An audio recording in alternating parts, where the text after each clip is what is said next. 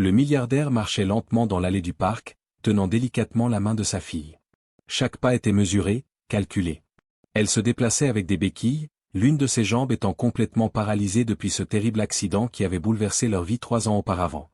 Pierre Moreau avait l'argent, le pouvoir, il était propriétaire d'un empire industriel qui s'étendait à travers toute l'Europe. Il avait consulté les meilleurs médecins du monde, fait venir des spécialistes de renommée internationale, dépensé des fortunes en traitements expérimentaux. Mais malgré tout cela, malgré toute sa richesse et son influence, il ne pouvait offrir à sa petite Sophie ce qu'elle désirait le plus au monde. Courir librement comme les autres enfants de son âge, sentir le vent dans ses cheveux, jouer au ballon dans le parc sans cette béquille qui la ralentissait, qui la faisait se sentir différente. C'était un après-midi d'automne à Paris. Les feuilles dorées tombaient doucement des arbres centenaires qui bordaient l'allée. Le soleil déclinant jetait une lumière orangée sur les chemins du parc. Des enfants jouaient au loin, leur rire cristallin résonnait dans l'air frais. Sophie les regardait avec cette expression que Pierre connaissait si bien, ce mélange de désir et de résignation qui lui brisait le cœur à chaque fois. C'est alors qu'une voix fluette mais étonnamment ferme brisa le silence qui s'était installé entre le père et la fille. « Monsieur, je peux aider votre fille. » Pierre se retourna brusquement, presque agacé par cette interruption. Il vit une fillette maigre, terriblement maigre, assise sur un vieux banc en bois écaillé. Ses cheveux châtains étaient emmêlés, sales, noués en une queue de cheval approximative. Ses vêtements, trop grands pour elle, étaient manifestement récupérés dans des poubelles ou donnés par charité. Un vieux pull troué au coude, un jean déchiré aux genoux, des baskets usées dont les semelles se décollaient. Elle ne devait pas avoir plus de 10 ans, peut-être 11. À ses pieds reposait une bassine en métal cabossé, probablement trouvée dans une décharge. Pierre faillit l'ignorer complètement.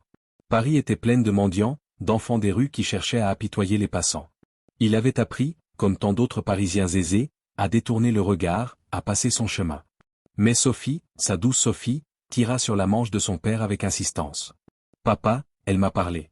Elle a dit qu'elle pouvait m'aider. » Pierre s'arrêta malgré lui. Il se tourna vers la fillette, la toisant du regard avec cette condescendance involontaire que les riches ont parfois envers les pauvres. « Que veux-tu dire exactement par tu peux aider ?» demanda-t-il d'un ton qui se voulait ferme mais qui trahissait une pointe de curiosité. La fillette se leva lentement, avec une dignité surprenante pour quelqu'un dans sa condition. Elle tenait le bassin à 2 mains, ses petits doigts sales mais étonnamment délicats autour du métal froid. « Je sais ce qu'elle a, monsieur. Je le vois dans sa jambe, dans la façon dont elle marche. Et je sais comment la faire remarcher. Complètement. Sans béquille. » Pierre esquissa un sourire ironique, presque cruel. La situation lui semblait tellement absurde qu'il ne savait pas s'il devait rire ou s'offusquer. « Ah oui, vraiment ?» dit-il avec un sarcasme à peine voilé. « Et tu es médecin, peut-être? Tu as fait tes études à la Sorbonne? À l'hôpital de la Pitié-Salpêtrière? Dans quel service travailles-tu exactement ?» La fillette ne sia pas. Elle ne baissa pas les yeux, ne recula pas d'un pas. Au contraire, elle soutint son regard avec une assurance déconcertante, presque troublante pour une enfant de son âge. « Je ne suis pas médecin, monsieur, » répondit-elle calmement. « Je n'ai jamais mis les pieds dans une université. Mais j'ai déjà guéri beaucoup de gens. Des dizaines. Ma grand-mère me l'a appris avant de mourir. Elle disait que Dieu donne ce don à ceux qui ont la foi, à ceux qui croient vraiment, du fond du cœur.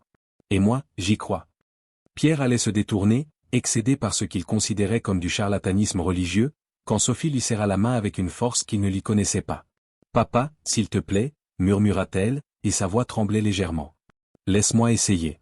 Qu'est-ce qu'on a à perdre? Les médecins ont tous dit qu'il n'y avait plus rien à faire. Mais elle a l'air si sûre d'elle.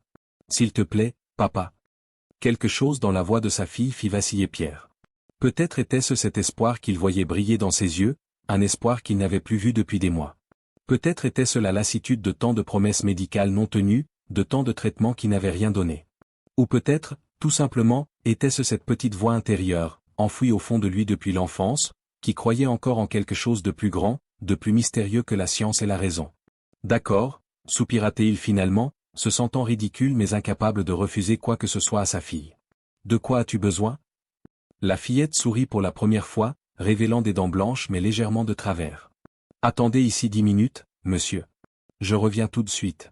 J'ai juste besoin de trouver de l'eau chaude. » Et sans attendre de réponse, elle s'éloigna en courant pieds nus sur le gravier de l'allée, emportant le vieux bassin cabossé qui tintait à chacun de ses pas. Pierre et Sophie restèrent là, debout près du banc, silencieux. Pierre regarda sa montre Patek Philippe, une pièce d'horlogerie suisse qui valait plus de 100 000 €.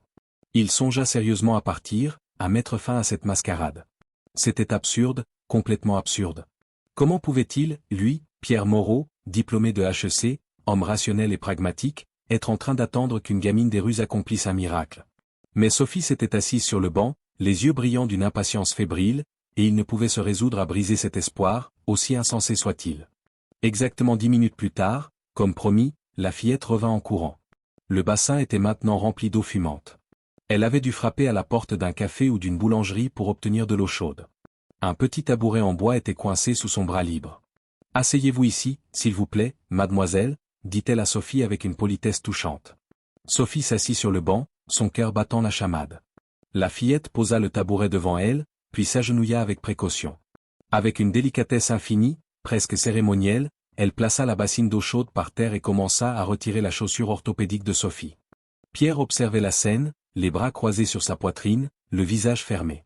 Il était sceptique, profondément sceptique, mais quelque chose l'empêchait d'intervenir. Une sorte de respect involontaire pour le sérieux avec lequel cet enfant accomplissait son rituel. La jeune fille délaça lentement la chaussure, puis retira la chaussette blanche avec une douceur extraordinaire, comme si elle manipulait quelque chose de précieux et fragile. Puis, avec ses petites mains sales mais étonnamment douces, elle plongea les pieds de Sophie dans l'eau chaude. Sophie frissonna légèrement au contact de l'eau. C'était agréable, apaisant. La fillette lava ses pieds avec une attention minutieuse, presque religieuse. L'eau ruisselait entre ses petits orteils, emportant la poussière du jour. Ses gestes étaient lents, mesurés, emplis d'une grâce qui semblait bien au-delà de son âge. Puis elle ferma les yeux. Son visage se fit grave, recueilli. Elle joignit ses mains mouillées et commença à murmurer une prière. Ce n'était pas une prière compliquée, avec des mots latins ou des formules incompréhensibles. C'était simple, pur, comme une conversation intime avec un ami très proche. « Seigneur, » murmura-t-elle d'une voix à peine audible, « cet enfant devant moi mérite de courir. Elle mérite de jouer avec les autres enfants. Elle mérite d'être libre, de sentir ses deux jambes la porter, de danser si elle en a envie.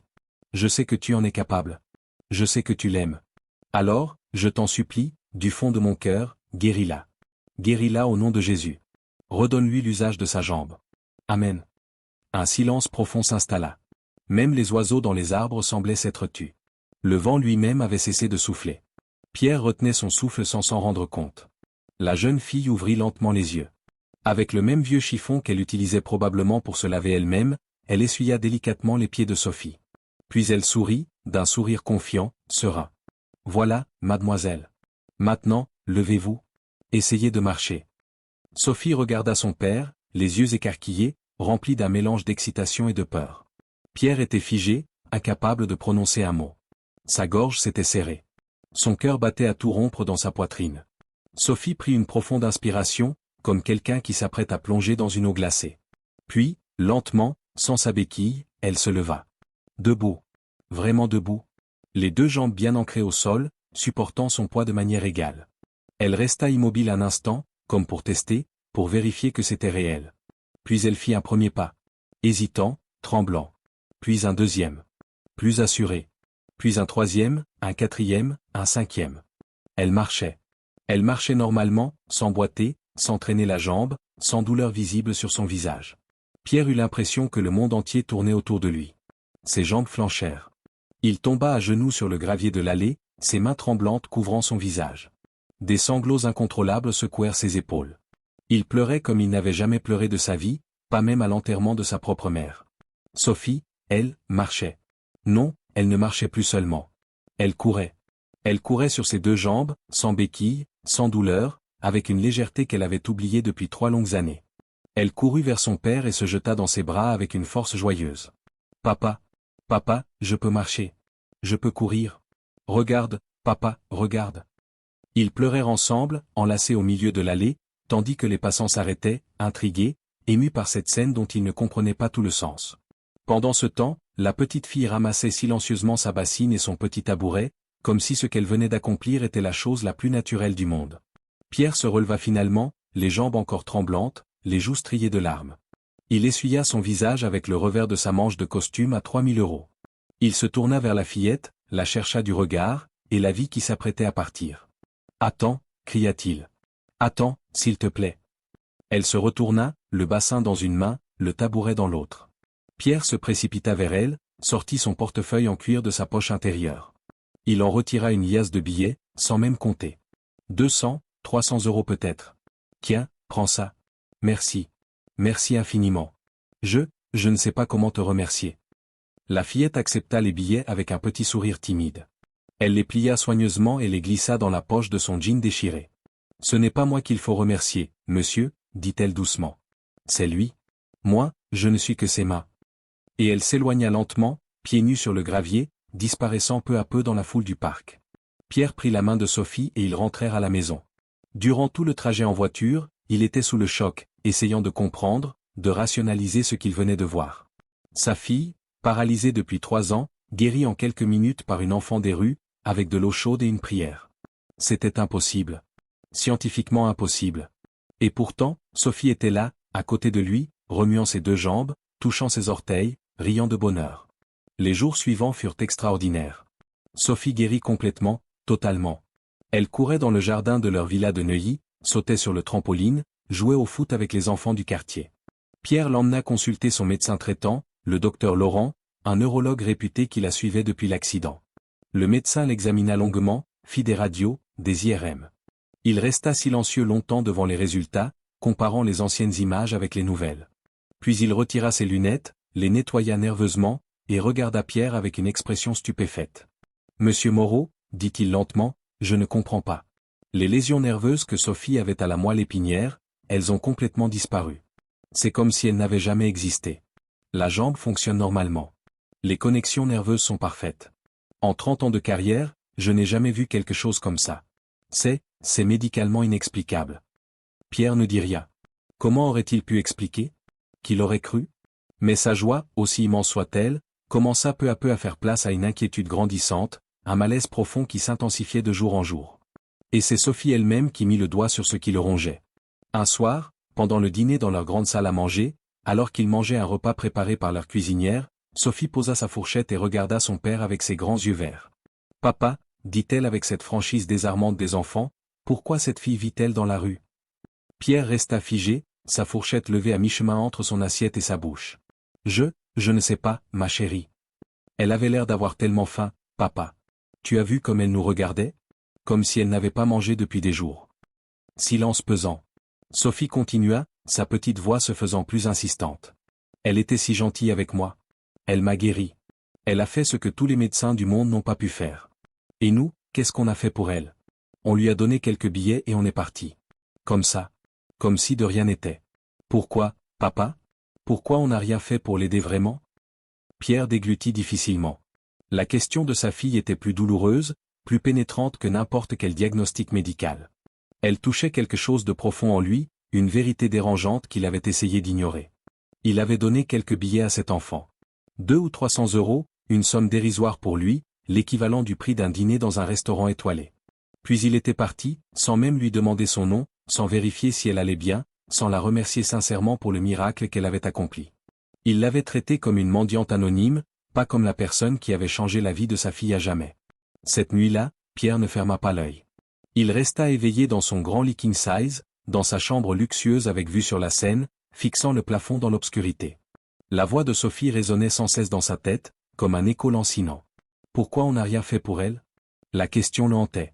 Elle mettait à nu quelque chose qu'il avait toujours su mais qu'il avait soigneusement enfoui au fond de lui, le fait qu'il vivait dans une bulle dorée, séparée du monde réel, du monde de la souffrance et de la pauvreté. Il donnait chaque année des centaines de milliers d'euros à des œuvres caritatives, mais c'était facile, abstrait, lointain. Ça lui permettait de se sentir généreux sans vraiment être touché, sans vraiment voir, sans vraiment s'impliquer. Mais cette fillette, il l'avait vue. Il avait vu sa maigreur, ses vêtements en lambeaux, ses pieds nus et sales. Il avait été témoin de sa gentillesse, de sa foi, de son don extraordinaire. Et il n'avait rien fait. Rien de vraiment significatif. Le lendemain matin, au petit déjeuner, Pierre prit une décision qui allait changer le cours de leur vie. « Sophie, dit-il en posant sa tasse de café. Va chercher ton manteau. On sort. »« Où ça, papa ?» demanda-t-elle, intriguée. « On va chercher cette fille. On va la retrouver. » Les yeux de Sophie s'illuminèrent. « Vraiment? Oh, papa !» Les jours qui suivirent furent une quête. Pierre annula ses réunions d'affaires, reporta ses rendez-vous importants. Chaque après-midi, lui et Sophie arpentaient les rues de Paris. Ils visitèrent les parcs où se rassemblaient les sans-abri. Ils s'arrêtèrent au coin de rue fréquentés par les mendiants. Ils interrogèrent les SDF, les vendeurs de journaux, les travailleurs sociaux. Ils cherchèrent sous les ponts de la Seine, dans les couloirs du métro, près des gares. Pierre, dans ses costumes impeccables, se promenait dans des endroits où il n'avait jamais mis les pieds. Sophie tenait fermement sa main, les yeux scrutant chaque visage, espérant reconnaître la fillette. Une semaine passa. Puis deux. Pas de traces. Pierre commençait à désespérer. Paris était immense, et une enfant des rues pouvait être n'importe où. Elle pouvait avoir quitté la ville. Elle pouvait être dans un foyer, ou pire. Puis, un après-midi de fin d'automne, alors qu'il était coincé dans les embouteillages sur les Champs-Élysées, Pierre regarda distraitement par la fenêtre de sa Mercedes. Et il la vit. C'était elle. Aucun doute possible. La même fillette maigre, les mêmes cheveux emmêlés, les mêmes vêtements sales. Elle était à un feu rouge, tenant toujours le même vieux bassin cabossé, demandant de la monnaie aux automobilistes qui l'ignoraient pour la plupart. Le cœur de Pierre fit un bond dans sa poitrine. Sans réfléchir, il braqua le volant, provoquant un concert de klaxons furieux derrière lui. Il se gara en catastrophe sur le trottoir, coupa le moteur et sauta hors de la voiture. « Sophie, viens. Vite !» Ils coururent tous les deux vers le feu rouge. La fillette leur tournait le dos, tendant sa bassine vers une voiture qui démarra dès que le feu passa au vert. « Salut, petite !» cria Pierre. La jeune fille se retourna brusquement, surprise. Ses yeux s'écarquillèrent en reconnaissant Sophie. Pendant une fraction de seconde, elle resta figée, comme si elle n'y croyait pas. Puis Sophie courut vers elle, bras ouverts. Elles s'étreignirent au milieu du passage piéton, tandis que le feu passait au vert et que les voitures klaxonnaient impatiemment. Mais ni Pierre ni les deux fillettes ne s'en souciaient. Le monde continuait de tourner indifféremment autour d'elles, mais dans cette étreinte, le temps semblait suspendu. Pierre s'agenouilla devant la jeune fille, là, sur le passage piéton. Des automobilistes pestaient, certains les insultaient même, mais ils s'en fichaient complètement. « Comment t'appelles-tu » demanda-t-il doucement. « Camille » répondit-elle d'une petite voix. « Camille. Quel joli nom. Camille, il faut que je te parle. Tu peux t'asseoir avec nous quelques minutes ? S'il te plaît ?» La fillette hésita, puis hocha la tête. Ils traversèrent la rue et s'assirent sur le bord du trottoir, sous les grands platanes des Champs-Élysées. Pierre fit signe à son chauffeur de les attendre. « Attends, » dit-il à Camille. « Tu dois avoir faim. » Il se leva et courut jusqu'à la boulangerie la plus proche. Il revint quelques minutes plus tard avec un sac rempli de sandwichs, de croissants, de pain au chocolat. Camille dévora son sandwich jambon-beurre en quelques secondes à peine, sans même mâcher. Elle avait manifestement une faim dévorante. Sophie lui tenait la main pendant qu'elle mangeait, comme si elle avait peur qu'elle disparaisse à nouveau. « Camille, » dit Pierre doucement quand elle eut fini de manger. « Où sont tes parents ?» La jeune fille baissa les yeux vers ses pieds nus et sales. « Ils sont morts, monsieur. Dans un accident de voiture à Lyon. Il y a 2 ans maintenant. »« Oh, ma pauvre petite, » murmura Pierre, la gorge serrée. « Et tu n'as personne ? Pas de grand-mère, d'oncle, de tante, quelqu'un de ta famille ?» Elle secoua la tête lentement. « Non, monsieur. J'avais ma grand-mère. C'est elle qui m'a élevé après l'accident. C'est elle qui m'a appris. » Elle hésita. « C'est elle qui m'a appris à prier, à avoir la foi, à guérir les gens. Mais elle est morte il y a 1 an. D'un cancer. Depuis, je suis toute seule. »« Où dors-tu » demanda Pierre, même s'il redoutait la réponse. « Ça dépend. L'été, sous le pont de Bir Hakeim. L'hiver, quand il fait vraiment froid, j'essaie de rentrer dans la gare du Nord avant qu'il ne ferme. Ou parfois dans le métro, jusqu'à ce que les contrôleurs me fassent sortir. » Pierre sentit une oppression terrible dans sa poitrine. Cet enfant, qui avait accompli un miracle pour sa fille, vivait dans la rue, dormait sous les ponts, avait faim tous les jours. « Et comment fais-tu pour survivre ? Pour manger ? » Je mendie, surtout. Parfois je trouve des petits boulots, comme nettoyer devant les boutiques le matin très tôt. Et puis, parfois je soigne les gens. Comme j'ai fait avec votre fille. Tu soignes d'autres personnes ? Oui, monsieur. Pas tout le monde. Pas tout le temps. Mais quand je prie et que je sens que Dieu me dit de le faire, alors je le fais. Ma grand-mère me l'a appris avant de mourir. Elle disait que Dieu donne ce don à ceux qui ont la foi, à ceux qui y croient vraiment. Elle disait que c'était un cadeau, mais aussi une responsabilité. Que je devais l'utiliser pour aider les gens, jamais pour gagner de l'argent. Pierre regarda Sophie. Sa fille avait les larmes aux yeux. Il regarda à nouveau Camille, cette petite fille courageuse qui survivait seule dans les rues de Paris depuis 1 an, qui avait gardé sa foi, sa bonté, sa générosité malgré toute la dureté du monde. Et il prit la décision la plus importante de sa vie. « Camille, » dit-il d'une voix tremblante d'émotion, « j'ai une proposition à te faire. Une proposition très importante. » La jeune fille leva vers lui ses grands yeux noisettes, remplis d'une méfiance compréhensible. La vie l'avait appris à se méfier des promesses des adultes. « Je voudrais, » Non, nous voudrions, Sophie et moi, que tu viennes vivre avec nous. Camille cligna des yeux, comme si elle n'avait pas bien entendu. Vivre avec vous? Oui. À la maison. Tu aurais ta propre chambre. Un vrai lit, chaud et confortable. Des vêtements propres et neufs. 3 repas par jour, tous les jours. Tu irais à l'école, tu apprendrais à lire et à écrire si tu ne sais pas déjà. Tu ferais partie de notre famille. Tu serais? Sa voix se brisa légèrement. Tu serais notre fille. Notre deuxième fille. Si tu veux bien. Camille ouvrit la bouche, mais aucun son n'en sortit.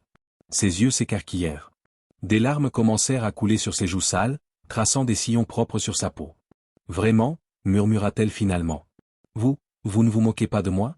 C'est vrai? Sincèrement vrai? C'est sincèrement vrai, dit Pierre, et lui aussi avait les larmes aux yeux maintenant. Tu as sauvé ma fille.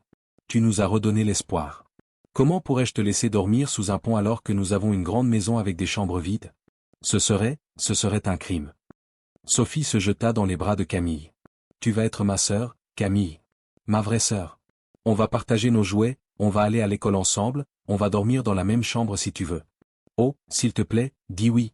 S'il te plaît. Camille éclata en sanglots. Des sanglots profonds, libérateurs, qui semblaient venir du plus profond de son être. Pierre les entoura toutes les deux de ses bras et les serra contre lui. Là, sur le trottoir poussiéreux des Champs-Élysées, au milieu du bruit infernal de la circulation, des klaxons et des gaz d'échappement des bus, quelque chose de beau et de sacré était en train de naître. Une nouvelle famille. Pas liée par le sang, mais par quelque chose de bien plus fort, l'amour, la gratitude, la compassion. Les semaines qui suivirent furent un tourbillon. Pierre s'occupa personnellement de toutes les formalités administratives. Il engagea les meilleurs avocats spécialisés en adoption. Le processus fut long, complexe, rempli de bureaucratie et de paperasserie. Mais Pierre ne lâcha rien. Il utilisa son influence, ses relations, sa fortune, pour accélérer les choses. En attendant, Camille vivait déjà avec eux. Pierre avait fait transformer l'ancienne salle de jeu en une magnifique chambre pour elle.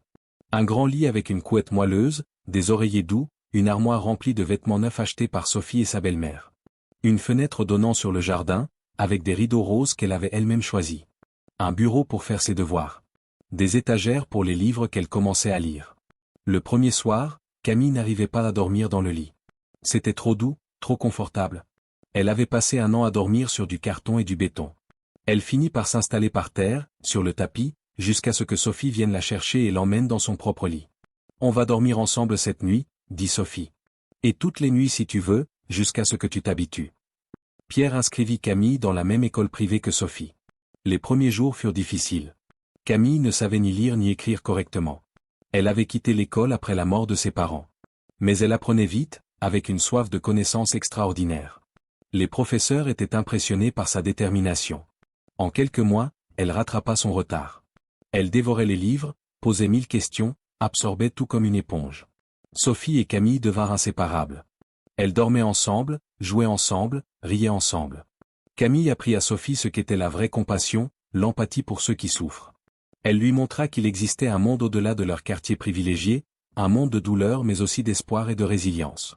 Sophie, de son côté, apprit à Camille à croire que le monde pouvait encore être bon, que l'amour et la bonté existaient vraiment, que tout le monde n'était pas égoïste ou indifférent. Et Pierre, lui, apprit la leçon la plus importante de toutes. Il apprit qu'être milliardaire ne signifiait absolument rien si l'on n'avait pas un cœur capable de voir l'autre, de vraiment le voir, dans sa vulnérabilité et sa dignité. Il apprit que les miracles existent, sous des formes qu'on n'attend pas toujours.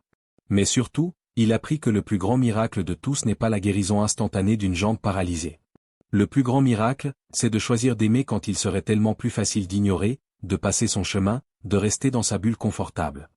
6 mois après cette rencontre providentielle sur les Champs-Élysées, l'adoption fut finalement officialisée. Camille Moreau. Elle avait maintenant un nom de famille. Elle avait une identité officielle. Elle avait une famille. Le jour où ils reçurent les papiers officiels, Pierre organisa une grande fête. Pas une fête ostentatoire avec des centaines d'invités, non. Une petite fête intime, juste 3, avec un gâteau au chocolat fait maison et des bougies. Bienvenue dans la famille Moreau, Camille, dit Pierre en levant son verre de jus d'orange. Officiellement et pour toujours. Camille sourit, ses yeux brillant de larmes heureuses. Elle avait pris du poids, ses joues étaient maintenant rondes et roses. Ses cheveux, lavés et coiffés régulièrement, brillaient dans la lumière. Elle portait une jolie robe bleue que Sophie lui avait offerte pour l'occasion. Aujourd'hui, Plusieurs années après ces événements qui ont changé leur vie, tous les trois dînent ensemble tous les soirs. Ils parlent de leur journée, rient de petites choses, se disputent parfois comme toutes les familles. Ils rendent grâce avant chaque repas. C'est toujours Camille qui dit la prière. Elle n'a jamais perdu cette habitude, cette foi profonde que sa grand-mère lui a transmise. Chaque soir, avant de s'endormir, elle prie encore. Elle ferme les yeux, joint ses mains, et murmure les mêmes mots. Merci, Seigneur, de m'avoir donné une famille. Merci de m'avoir permis de guérir Sophie ce jour-là dans le parc. Parce qu'en la guérissant, elle m'a guéri aussi. Elle m'a sauvé. Ils m'ont tous les deux sauvé. Et puis, souvent, elle ajoute une dernière phrase, un dernier souhait. Et s'il te plaît, aide-moi à toujours me souvenir d'où je viens. Aide-moi à ne jamais oublier ceux qui dorment encore sous les ponts, qui ont encore faim, qui sont encore seuls. Et donne-moi la force de les aider comme Sophie et son père m'ont aidé. Amen. Car Camille n'a jamais oublié. Elle n'a jamais oublié les nuits glaciales sous le pont de Bir Hakeim, la faim qui lui tordait le ventre, la solitude qui lui serrait le cœur. Et maintenant qu'elle a tout ce dont elle a besoin, elle consacre une partie de son temps à aider ceux qui en ont besoin. Chaque dimanche, avec l'accord de Pierre et l'aide de Sophie, elle prépare des sandwichs, des thermos de soupe chaude, des couvertures. Et elles vont toutes les deux, accompagnées parfois de Pierre, distribuer tout cela aux sans-abri dans les rues de Paris. Pierre a également créé une fondation, la Fondation Camille, qui aide les enfants des rues à retrouver un foyer, une éducation, une chance dans la vie. Il y investit des millions d'euros chaque année. Mais plus important que l'argent, il y investit son temps, son cœur. Car il a compris, ce jour d'automne où une petite fille pieds nus a lavé les pieds de sa fille, que nous sommes tous connectés. Que la souffrance de l'un nous concerne tous. Que fermer les yeux sur la douleur d'autrui, c'est fermer les yeux sur notre propre humanité. Sophie, aujourd'hui, court, danse, fait du sport. Sa jambe fonctionne parfaitement, comme si elle n'avait jamais été paralysée. Les médecins appellent cela une rémission spontanée inexpliquée. Pierre et sa famille appellent cela un miracle. Mais le vrai miracle, celui qui continue de se produire chaque jour dans leur maison de Neuilly, c'est celui de l'amour qui transforme, qui guérit, qui sauve. Car si Camille a guéri la jambe de Sophie avec une prière et de l'eau chaude, Sophie et Pierre ont guéri le cœur de Camille avec quelque chose de tout aussi puissant, une famille, un foyer, l'amour inconditionnel. Et dans ce monde souvent dur et indifférent, c'est peut-être là le plus grand des miracles. Découvrir que nous avons tous le pouvoir de changer une vie, si seulement nous choisissons de voir, de nous arrêter, de tendre la main.